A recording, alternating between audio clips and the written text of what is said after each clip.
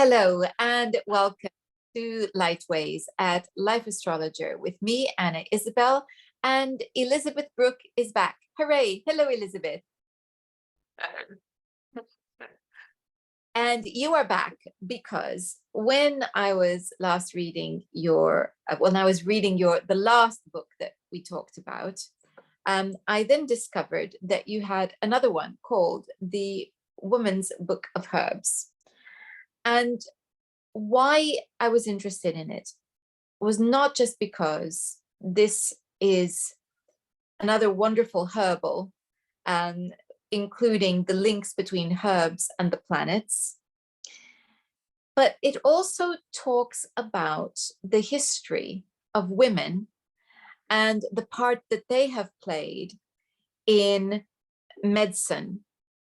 So I was hoping that perhaps today you could tell us about the role that women have played in medicine and astrology, of course. So where do you see this beginning? Was it always the way and then it stopped? Or how did women get involved and then stop? Tell us the story. Okay.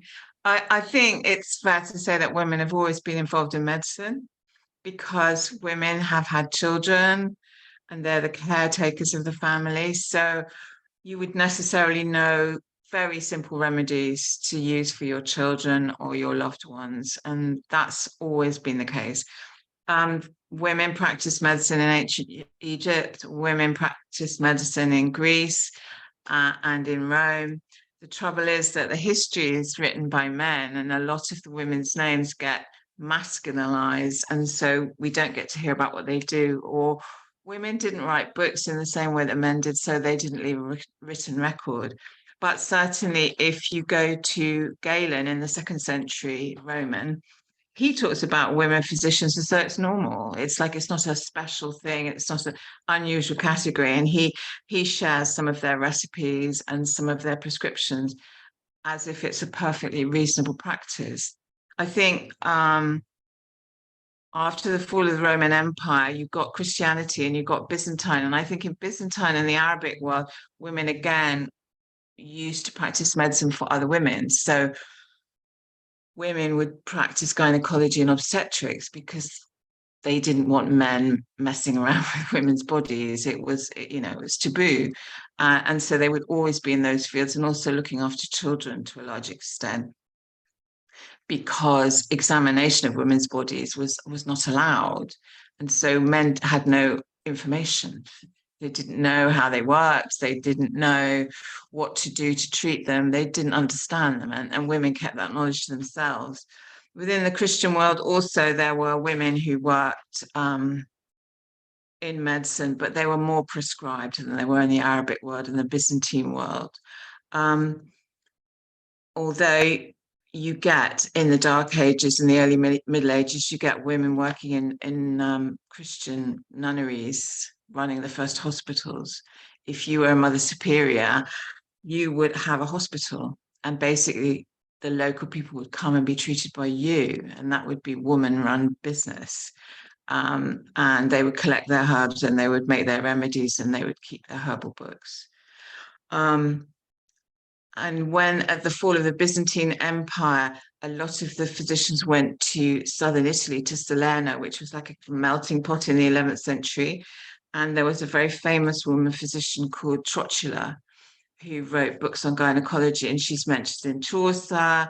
She was very, very famous in her time. But what happened was, as Christianity took a hold in Europe, it pretty much a misogynist religion, and it pushed women out of professions. And so, for example, Trotula, whose books were used as standard medical works until about the 16th century, once the printing presses came along, they masculinized her name because they didn't believe that she could be a woman and write books like that. And a female academic, Marion Green, has done research and found her original text. And it's clear that Trotula was a woman and wrote about gynecology and other kinds of medicine. But there's been a problem of reporting, I suppose. also, the thing about obstetrics and gynecology is you make a lot of money, especially in obstetrics. And in the Middle Ages, up to about the 17th century, the women midwives, particularly in England, but in France as well, were controlled by the Catholic Church and licensed, and they made a very good living from it. And male physicians were jealous, and they wanted to get a piece of the action, really. And what they did in England, this is a really sad story. They basically did what our government is doing to the NHS now. They defunded it, they delegitimized it, they put it under strain. So, for example, in London, the midwives had their own private practice where they made lots of money, and then they did work for the poor in the parishes as well. They had to do both of those things, and the work with the poor was free. And then the church stopped licensing them, and then anyone could practice midwifery. And then there was obviously abuses. And at the same time, male doctors started building hospitals, lying in hospitals, and the poor women of the parish were no longer treated by the women midwives, so it was sent to the hospitals. And because the men didn't know about sepsis, there was terrible deaths, huge amounts of deaths. But women were basically edged out, and they could work in these new hospitals, but their private practices fell by the wayside. And there was a big propaganda campaign against female midwives, saying they were dirty and they were illiterate and uneducated. And that was not the case. It's not the case at all, at all. So it wasn't really until the 19th century that women started being able to study medicine. But women have always been interested. It's like, for example, vaccination was discovered by a woman called Lady Montagu. She was the wife of the British ambassador in Istanbul or somewhere in Turkey anyway. And she noticed that the Turkish women were inoculating people with bits of smallpox to build up resistance, basically a vaccination. And the Chinese women were doing the same. And so she brought this practice back to England because there were massive smallpox epidemics at that time. And she persuaded a female member of the royal family, I think it was Princess Caroline, to inoculate her children because so many people were dying of smallpox. And then it was taken over and they used cowpox rather than smallpox. And it turns out that it wasn't Lady Montagu, it was Jenner who did it, who was the one who invented the cowpox. So the history's there if you care to look for it. But a lot of women's work in medicine has been marginalized or dismissed. Another good example is digitalis, which comes from the foxglove and was used, but I think it is still used for heart disease. Anyway, I think it was the Bishop of Oxford was treated by a local gypsy woman with digitalis and sorted his heart problems out. And her remedy was bought by a doctor who then promoted it, and he was the inventor of digitalis. It's those kind of stories where marginalized people didn't really have a voice and weren't able to present their side of the story. But women have always been involved in medicine, yeah. It stands to reason that women would be involved in healing practices, as you say, mothers, they're mothers, they're also daughters to elderly. They often cared for their in-laws. So right across, it would almost be inconceivable that women wouldn't be passing on folk remedies, at the very least. And certainly, I still have, when I'm not well, my go-to foods, which my grandmother gave me when I wasn't well as a child. It's a Portuguese tradition, but it basically meant chicken soup and white fish, very plain white fish, not chicken. We didn't used to do that, but white fish with a little bit of olive oil and on top, and some well-cooked greens with it as well, perhaps a bit of mashed potato. But that would have been it. And I think, they were easy to digest foods as well that we were given. Maybe a little bit of toast at some point. So that was my go-to food as a child. And still, if Teddy, my dog, is sick, well, he's allergic to chicken, I always have some white fish in the freezer. So yeah, I know what to give him, and it's very light and it goes through. This is handed down again through the generations by women. Now, what I think is interesting is discovering that they were involved in more than that, but in what might be seen as a more professional medicine or medical practices.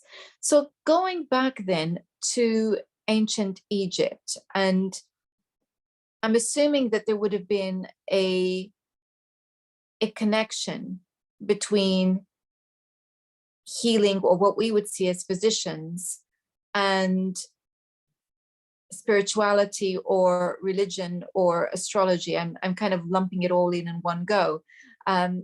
Would women have been practicing in that kind of formal priest type way? Perhaps. There were women priestesses. There's something called the Ebus Papyrus, which has recipes written by someone called Cleopatra, not the Roman queen, but a Cleopatra. So yes, I think they would, but I don't think they would necessarily be in the head of temples. But they certainly would be working as midwives, absolutely, because that was their domain. But yeah, there are magical papyri, which are spells and things to do on the moon, and then amulets, but also herbal remedies to take. Yeah.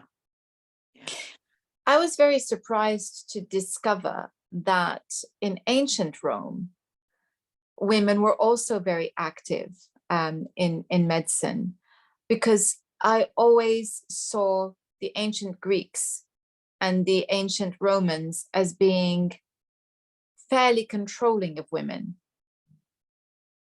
Yes, but I'm doing a master's at the moment in classics, and you find out that history is written by white men.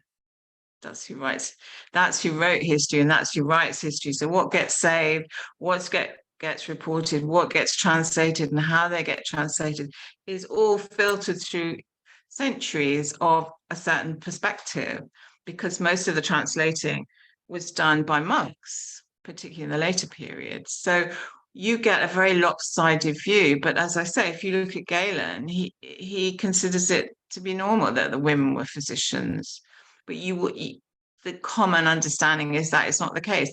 Ditto Greece. I mean, Greece is said to be Athens. That women stayed at home and they wore veils and they did nothing. And that's not the case at all. It's not the case.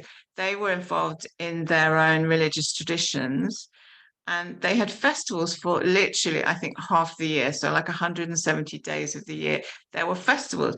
When you run a temple, there's the priestess or the priest. It might be a man in charge, but there are women doing the offerings. There are women organizing. There are women cleaning. There are women involved in the whole enterprise, and they would be going backwards and forwards across Athens doing these things.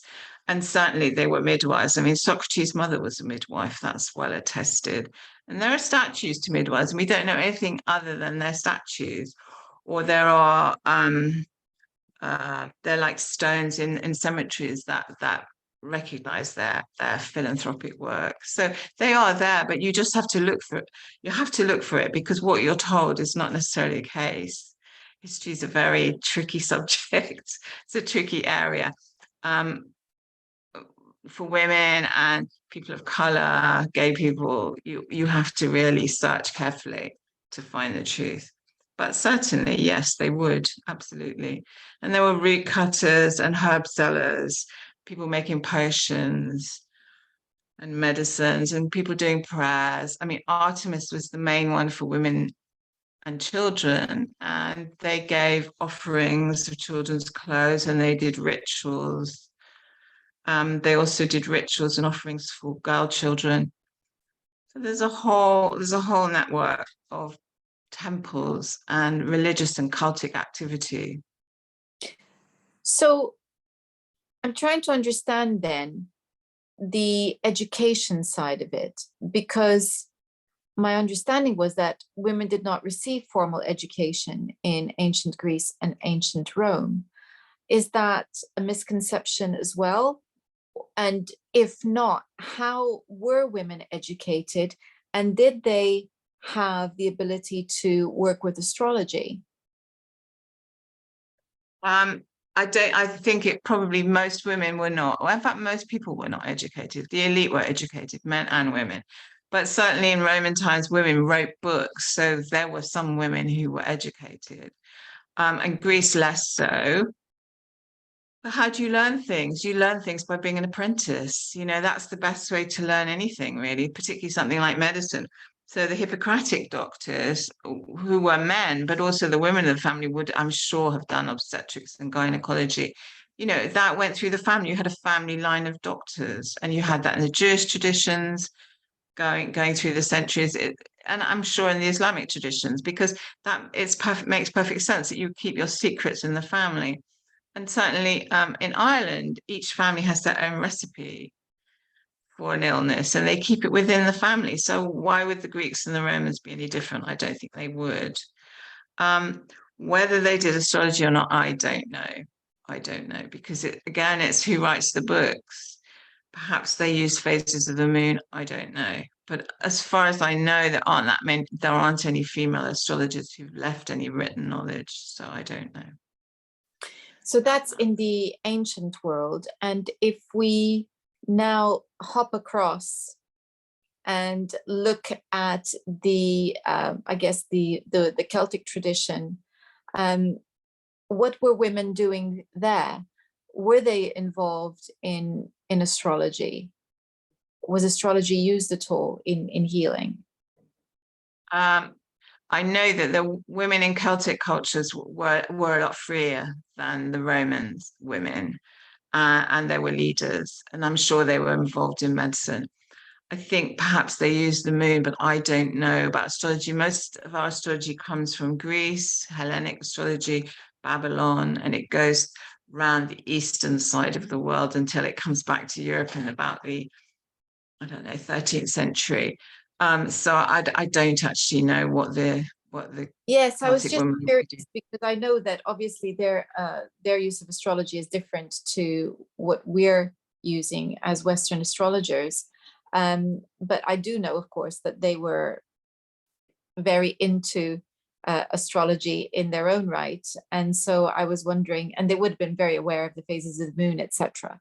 Yeah. So I think just looking at Druidic practice today, the moon is hugely important. So um, I wondered whether they would have had a formal education or whether it would have been again informal. But I guess we're not sure about I that. know, I know that astrology was part of the education in the Middle Ages in France, particularly, and in Italy, less so here in England, but certainly in Europe, it was part of you had to do astronomy and astrology, which were one of the same thing, as well as mathematics and rhetoric and grammar and all those sorts of things. So they would have had a knowledge of it. And they would have had certainly a knowledge of the four humors and how they worked on the body and various remedies and diets and practices that strengthened or supported the humors or dealt with illnesses. They absolutely would have done that. If you look at going a bit later, you look at Hildegard. She talks about the four humors and she's very, very open-minded. If you read her works, she's German in the 12th century, very open-minded about sexuality, about menstruation, not something you would expect if you read the Victorian view of the Middle Ages. because you had the Victorian view rather than what they were writing in the Middle Ages. So she was she definitely ran her own priory and her hospital and had lots of theories about medicine. But she I'm not sure how much astrology she would have used the moon, I think, and she would have used astrology insofar as she used the four humors. But whether she cast charts with, I don't know. I don't know, actually. Yes. I It was wondering, seems that there are, sorry. I was just wondering about that, because to cast a chart, you would have had to have a certain level of education because of the mathematics involved. And that's what, my feeling is that that would have been a barrier to many women. However, knowing where the sun is and where the moon are probably would have been second nature. Yeah, and looking at the stars and looking at things like eclipses and so on, I think that would be something. It's really hard to know because I think the daughters of astrologers will probably have learned astrology at their parents' knee, father's knee, but they didn't leave a written record, so we have no idea about what they actually did. But I'm sure it was transmitted through families. Yeah. Yeah, that makes a lot of sense. I was also thinking about, because you were talking about women being involved in healing and so on because of their families. And it made me think about how in the Middle Ages, a lot of women, men going to war took their families with them. And so are there any accounts of women actually helping heal in those who were in battle on the battlefield? Sure, that especially in the Crusades, yes, there were women camp followers or women working for the first hospital. The mobile hospitals were set up during the Crusades. So yes, absolutely, absolutely. There were lots of women working as nurses and helping the doctors along if the doctors went. Yeah, absolutely. Yeah, I think because medicine, was very hit and miss. So anyone who could do anything would be absolutely welcome. I don't think I don't think they had the same barriers that they had later in the 17th century, because also in the Middle Ages, um, working life was organized in guilds. So you had a lot more autonomy. There wasn't central structures which told you what you could or could not do. People basically did what they want. And everybody practiced a little bit of medicine. And doctors who were trained at the university were trained, as I said, in things like rhetoric and grammar and astronomy. So they weren't necessarily much help in hands-on medicine besides doing leeching and bleeding and all the rest of it. So I think people had a lot of faith in doctors who were more practical or physicians that were more practical and university educated. And certainly if you read Culpeper, who's later in 17th century, he has scorn for them because they've got theory but no practice. And that doesn't help. You need to have practice as a physician. Yes, I was thinking of our friend Culpeper. And I was wondering whether he knew any women at that point. But I guess that it would have been too late at that point to find many women involved actively in medicine. Not the case, actually, because he wrote a book about obstetrics and gynecology, and actually he took it almost verbatim from a woman who wrote a book about obstetrics and gynecology, which he does cite at the end of the book. So no, there were women certainly doing childbirth, working as midwives, which he used. I think there were always women. It's just during his time it became more dangerous because of the trouble with witchcraft. Because as the church said, no one does more harm to the church than midwives, there's some quote somewhere. And they were treated with suspicion, which is why they were initially licensed to control them. But in Culpeper's time, there was a lot of fear of anyone women stepping out of their prescribed role. That's why people kept that's quiet. why I wondered whether he did know any women, but it turns out he did. So that's good. So Yes, yes. that's Yes. heartening.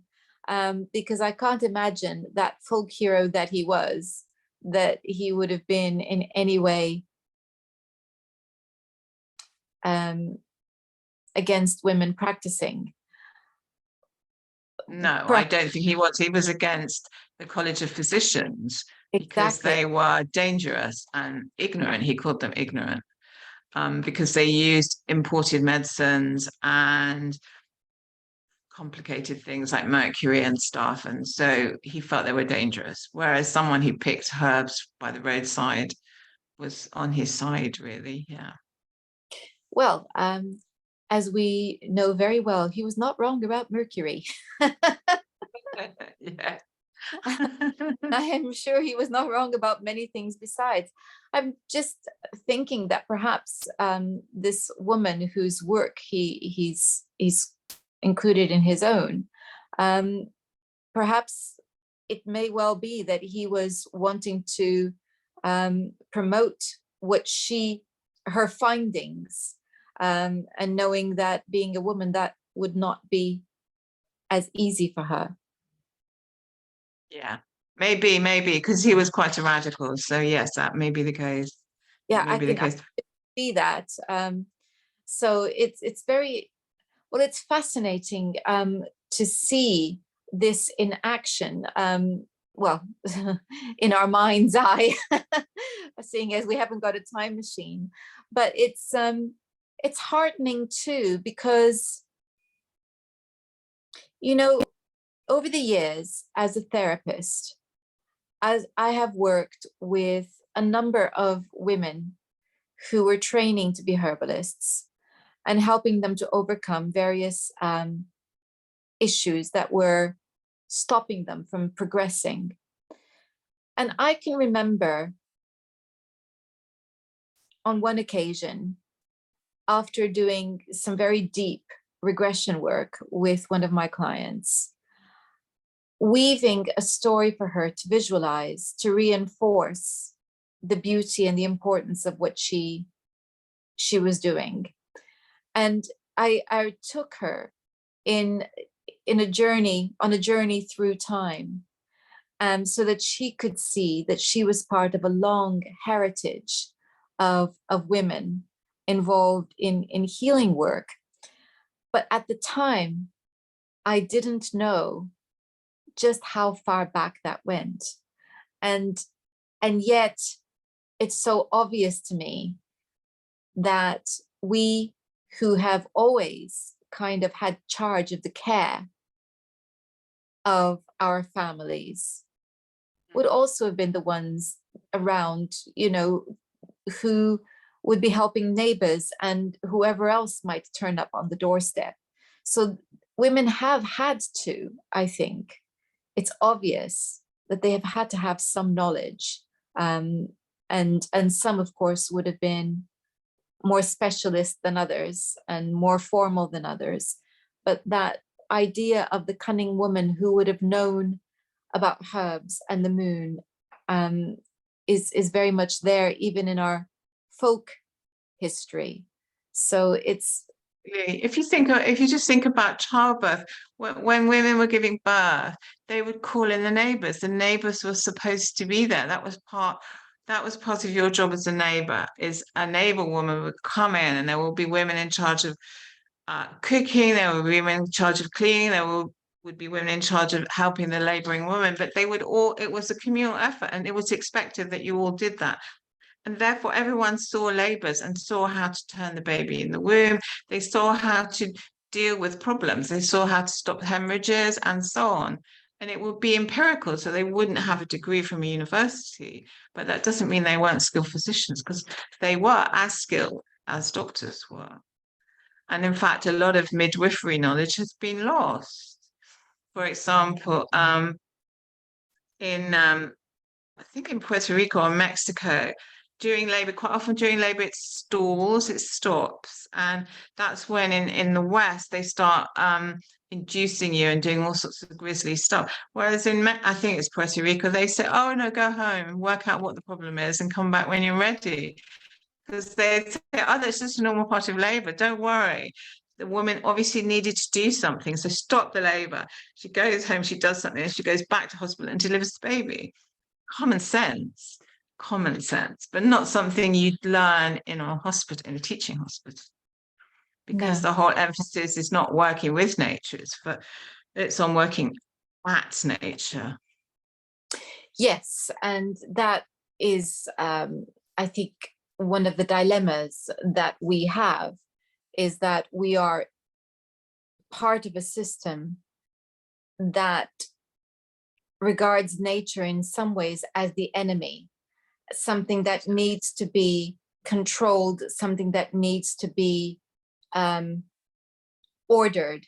And so it's any notion of working with the body to help the body to heal. And, you know, there are times, of course, when we need to take more drastic action. Sometimes surgery is very necessary. And yes, that antagonistic approach has a place.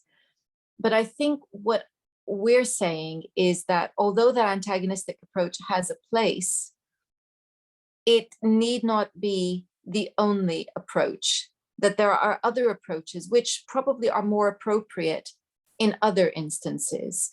And I think we need to have that wisdom to be able to discern which approach is needed at a given time. So, in the long tradition of women healers, I have this beautiful book here, a woman's book of herbs, which, if you think that perhaps I have forgotten all about astrology in this interview, you would be wrong, because in this beautiful book, there is a lot of astrology connected with herbs. So thank you, Elisabeth. Thank you. What can people do in order to find out about the courses that you are running? I have a website, elisabethbrooke.com, and I post on there when I have workshops. One of the things about that book, I talk about how herbs work on the emotional body as well as the physical body, which at the time, because the book was originally published in 1992, so a while ago. And at the time, that was quite groundbreaking because herbs were just seen to work on the physical body, but they actually work on your emotional body, on your psyche, on your spiritual body. And today's full moon, as you know, in Aquarius. And it's also Lammas, the quarter day festival of harvest.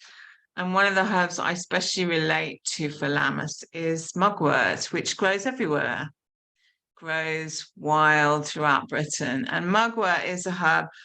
It's a herb of Venus, so it works on the reproductive system. It's great for things like premenstrual tension, painful periods, just regulating your reproductive system. Great for puberty and the menopause. But also on a spiritual level, it opens the third eye.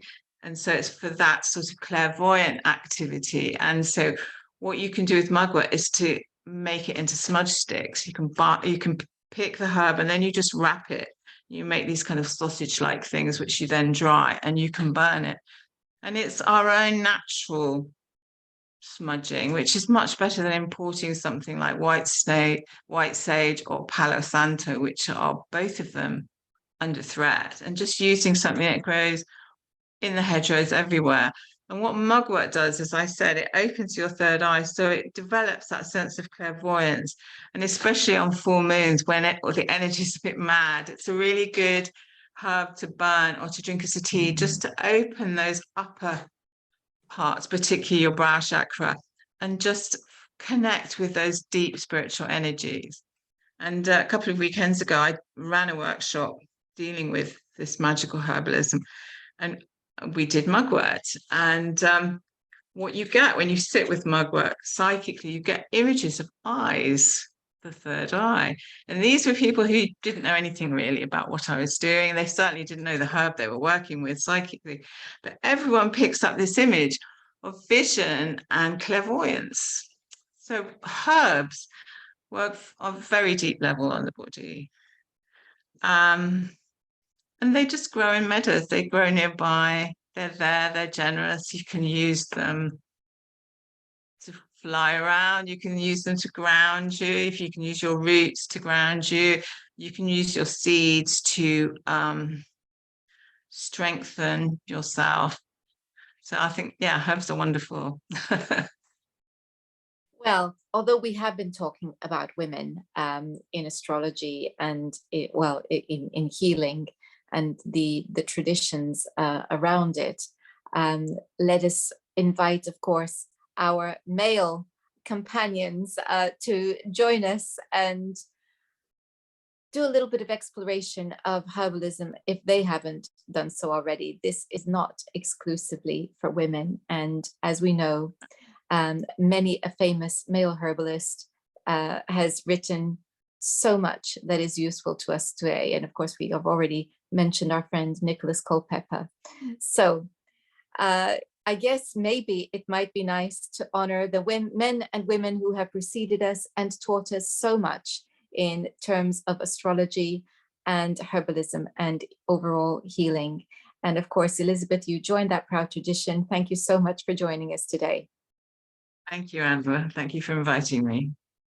And thank you all for watching. Now, next time, we're going to be talking about cycles because Anne Whitaker is back for part 2 of our long conversation on cycles. Until then, a reminder before I sign off to check out my website, as there are courses coming up this month. And the first one is going to include a look at centaurs like Chariclo and Pholus and Nessus. And the second one is on the houses. Until next time, goodbye. Bye.